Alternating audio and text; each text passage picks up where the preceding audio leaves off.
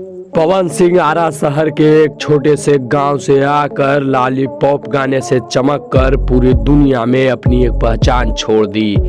वह पवन सिंह जो गाने के इतने शौकीन है, जिनका गाना सुनने के लिए बिहार यूपी नहीं पूरा देश पूरा दुनिया बेताब है।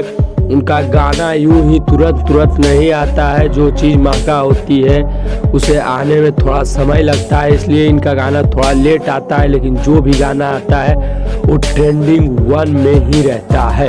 ये इतने बड़े कलाकार हैं कि जिस गाने को गा देते हैं वह गाना ट्रेंडिंग में चला जाता है। इनका हाल ही में एक गाना आया साड़ी से ताड़ी भाई, वो आज तक ट्रेंडिंग में ही है।